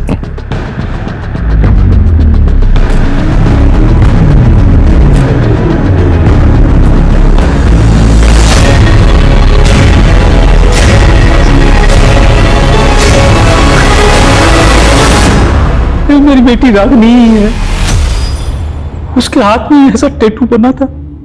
वो अपनी बहन रेणु को ढूंढने यहाँ दिल्ली आई थी। मुझे क्या पता था एक बेटी की तलाश में दूसरी बेटी भी खो दूंगा। रागनी का फोन स्विच ऑफ है। क्या आपके पास आपकी बड़ी बेटी रेणु का फोन नंबर है? मुझे उसका पुराना नंबर याद है। नंबर बताइए। सर रेणु का फोन स्विच ऑफ आ रहा है, लेकिन मोबाइल कंपनी से पता चला है कि उसने नंबर लेने के लिए इलेक्ट्रिसिटी बिल सबमिट किया था, जिस पर फरीदाबाद का एड्रेस है। फरीदाबाद? जी सर। सर जब वहां पहुंचे तो मालूम चला कि रेणु फरीदाबाद से जयपुर जा चुकी है। और जयपुर में कहाँ रह रही है आजकल? सर ये तो पता नहीं चला है, लेकिन सर रेनू फरीदाबाद के जिस एड्रेस पर रहती थी उसी एरिया में चांदनी नाम की लड़की भी रहती थी जिसका कुछ दिनों पहले मर्डर हुआ था। और सर ताज्जुब की बात तो ये है कि चांदनी का मर्डर भी वैसे ही हुआ था जैसे रागिनी का मर्डर हुआ था। क्या दोनों विक्टिम्स को मारने से पहले नशे की दवा दी गई? हाँ सर, और सर इतना ही नहीं, दोनों लड़कियों का रेप भी हुआ था और चांदनी की लाश भी रेलवे ट्रैक के पास के जंगलों में मिली थी। लेकिन चांदनी रागिनी की बहन रेनू की बहुत अच्छी दोस्त थी। रेणु की बहन रागिनी का कत्ल ठीक उसी तरह से हुआ जैसे रेणु की फ्रेंड चांदनी का। माजरा क्या है? सर कमें sir Ragini call records. Sir call records में एक नंबर ऐसा मिला है जिससे रागिनी रेगुलरली टच में थी। किसका नंबर है? सर नंबर तो फेक डॉक्यूमेंट से कर लिया गया है, लेकिन जिस फोन में ये नंबर यूज हो रहा था वो डबल सिम स्लॉट वाला फोन है। तो जाहिर सी बात है इस दूसरे सिम के डॉक्यूमेंट्स भी फेक ही होंगे। जी हाँ सर, लेकिन सर इंटरेस्टिंग बात तो ये है कि ये जो दूसरा सिम कार्ड है ये किसी और फोन में एक्टिव था। ये हमारा पहला फोन है जो कि डबल सिम स्लॉट वाला है। ये पहला सिम बंद है और ये जो दूसरा सिम है ये किसी दूसरे मोबाइल में एक्टिव है और ये दूसरा फोन भी डबल सिम स्लॉट वाला है। जब हमने इसके IMI नंबर को ट्रेस किया तो पता चला कि इसमें एक तीसरा सिम यूज हो रहा था और ये तीसरा सिम अब किसी और फोन में एक्टिव है। और सर ये सिम जिसके नाम पर रजिस्टर्ड है उसके बारे में पता चल गया है। कौन है वो? हमारी बात को भरोसा करो साहब, वो चोरी का फोन था जो मैंने प्रशांत से खरीदा था। अब उसके पहले किसने इस्तेमाल किया, कब किया, मैंने क्या मालूम साहब। एक बार तुम पर भरोसा करके गलती कर चुके हैं, लेकिन वो गलती दोबारा नहीं दोहराएंगे। मर्डर केस है। जिस लड़की का कत्ल हुआ ना उसकी एक नंबर पर लगातार बात होती थी और जिस नंबर पर बात होती थी और जिस मोबाइल इंस्ट्रूमेंट में वो सिम इस्तेमाल होता था उस मोबाइल इंस्ट्रूमेंट के तार तेरे मोबाइल से जुड़ रहे हैं। इस बार सीधे सीधे पूछो, सीधे सीधे बता दे। अगर नहीं बताएगा ना तो उल्टा लटकाएंगे और इस बार इतना हाँ मारेंगे। तो मारो ना साहब, मारो, लेकिन सच यही है साहब कि किसी खून से मेरा कोई लेना देना नहीं साहब। हमारी तो किस्मत ही खराब है जो ये सारे दुख और ये मुसीबत एक साथ हमारी किस्मत में आ लिखे। और साहब अगर आप बोल रहे हो कि मैं खूनी हूं तो हमारी बीवी मीता को खूनी कौन है साहब? मतलब आप साहब बोल क्या कहना चाहता? साहब मेरी बीवी मीता का खून हो गया था साहब और मैंने जयपुर थाने में रिपोर्ट भी लिखवाई है। आप चाहो तो पता कर लो। बहुत बुरी खबर है तुम्हारे लिए। तुम्हारी बीवी मीता को दिल्ली में एक कोठे पर बेचा गया था। हम उसे ढूंढ ही रहे थे कि हमें उसकी ये फोटो मिली। पानीपत में उसकी लाश मिली हमें। किसी ने उसका गला दबा के मार दिया था उसे। सर मुझे नहीं लगता सुबोध खूनी हो सकता है। मैंने पता किया है, इसकी वाइफ का मर्डर हुआ था और ये बात सच है। हालांकि चांसेस कम है पर फिर भी क्वेश्चनिंग करते रहो। प्रशांत के बारे में कुछ पता चला? सर तलाश जारी है। ढूंढो उसे। सर साला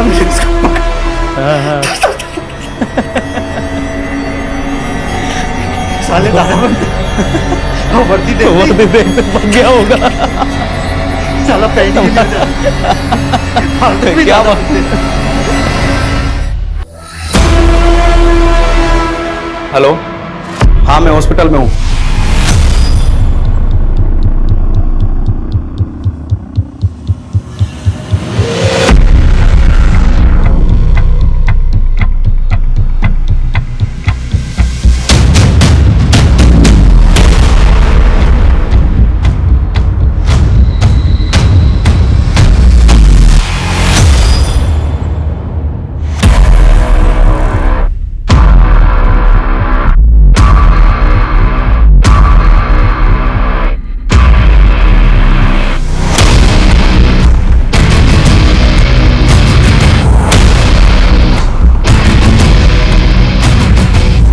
पुलिस की नजरों में अब भी प्रशांत और सुबोध दोनों संदिग्ध थे। पुलिस ने सुबोध की फोटो कई रीजनल अखबारों में छपवाई। कई हफ्तों तक यह सिलसिला चलता रहा। अंततः पुलिस के हाथ कुछ ऐसा लगा जिसने इस केस का सबसे बड़ा खुलासा किया। एक ऐसा सच सामने आया जिसने सबको अचंभित कर दिया। सर इस सुबोध को तो हम निर्दोष समझ रहे थे, ये तो बड़ा ही शातिर निकला। अखबार में हमारे द्वारा सर्कुलेट की गई फोटो को देखकर कई पुलिस स्टेशन से फोन आए। सर बंगाल पुलिस ने तो इसे वांटेड घोषित किया है। दुर्गापुर में एक मर्डर किया था इसने। पर समझ में नहीं आई सुबोध का नाम डेटाबेस में कैसे नहीं मिला? क्योंकि सर ये हर जगह फेक नेम से क्राइम करता है बंगाल पुलिस में बादल नाम से केस रजिस्टर्ड है, बिहार में विनोद और एमपी में रघुराम। सर, बंगाल केस में सुबोध ने एक फेक आइडेंटिटी क्रिएट की थी। अंजना नाम की एक लड़की को जंगल में ले जाकर नशे की दवाइयां दी, उसके साथ रेप किया और उसका मर्डर कर दिया। एक आई विटनेस की वजह से पकड़ा गया और 2 महीने तक जुडिशियल कस्टडी में था। सर, जेल के इंचार्ज से मेरी बात हुई। उसका कहना है कि सुबोध जेल में चार्ल्स शोभरा जैसे सीरियल किलर्स की किताबें पढ़ता था और दूसरे कैदियों को भी सीरियल किलर्स की कहानी सुनाता था। Serial killer? इस सुबोध की दिमागी हालत मुझे कुछ ठीक नहीं लग रही। सर, जेलर को भी यही लगता था, तो उन्होंने साइकेट्रिस्ट को कंसल्ट किया और साइकेट्रिस्ट का कहना था कि सुबोध सेक्स एडिक्ट है और उसके लिए वो मर्डर भी कर सकता है। अच्छा, इसकी जमानत तो हुई नहीं होगी, फिर ये छूटा कैसे? सर, सुबोध ने वही तरीका वहां अपनाया जो उसने यहां अपनाया था। सुसाइड का नाटक करके अस्पताल में भर्ती होकर चकमा देकर भाग गया। अच्छा, सुबोध ने बंगाल के अलावा और कहां मर्डर किए? सर, सुबोध ने कुल 11 मर्डर किए हैं, अलग अलग नाम से, और सब में विक्टिम औरतें थी। गुजरात, मध्य प्रदेश, पंजाब, हरियाणा में भी मर्डर किए सुबोध ने। तो मतलब अगला मर्डर ये दिल्ली में नहीं कहीं और करेगा। ये कहीं ना कहीं तो अगले शिकार की तलाश में होगा। वर्मा, इससे पहले ये किसी और मासूम को अपना शिकार बनाए, ये सुबोध मुझे सलाखों के पीछे चाहिए। सर, हेलो,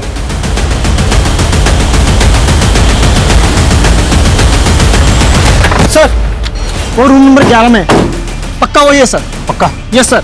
चलो।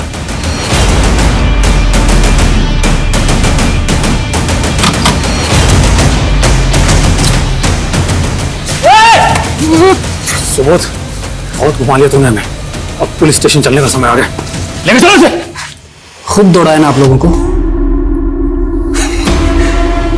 लेकिन अब और परेशान नहीं करूंगा, बता दूंगा सब कुछ। हमारी मीता, जिसको उन कमीनों ने धंधे पर बैठा दिया था, आपको तो पता ही चला होगा ना? पता है हमें। हमारी बीवी मीता अपने किसी कस्टमर के साथ भाग गई थी। अरे वो कस्टमर में ही तो था, पहले भगा के ले गया उसे और मार दिया। फिर क्यों मारा मीता को? मैली हो गई थी ना साहब। मीता की मौत के बाद मानो मन नया जन्म मिल गया हो। सालों तक लोगों ने सताया हमारे को, पर अब हमारी बारी थी। रेणु का यही दिल्ली के त्रिनगर में शादी की थी उस समय में। रेणु की बहन रागिनी, उसे क्यों मारा? रेणु के साथ उसे मार्केट में देखा था मैंने। रागिनी बड़ी पसंद आई थी मैंने, लेकिन रागिनी से पहले रेणु की सहेली चांदनी से मिला मैं, और फिर रेणु से मिलने के बहाने उसे दिल्ली बुला लिया।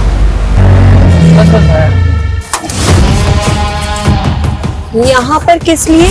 यहीं से जाना पड़ेगा, वो पूरा घूम के जाएंगे तो टाइम लग जाएगा ना।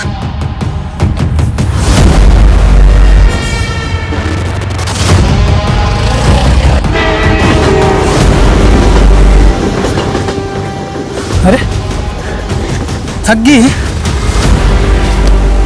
एक काम कर, और कितना दूर जाना है? ये जूस पी ले, पी ले, पी ले। और पी ले।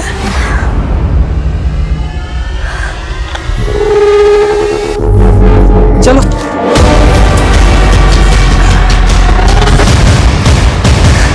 ये सब वैश्यपना क्यों करता था?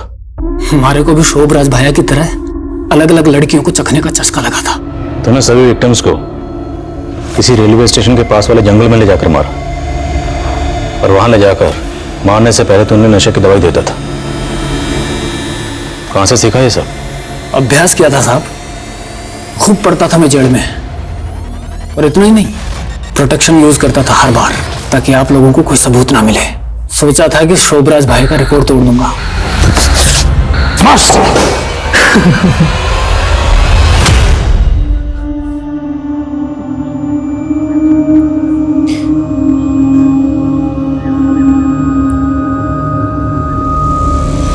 सुबोध ने अपने स्टेटमेंट में जो खुलासे किए थे वो काफी चौंका देने वाले थे।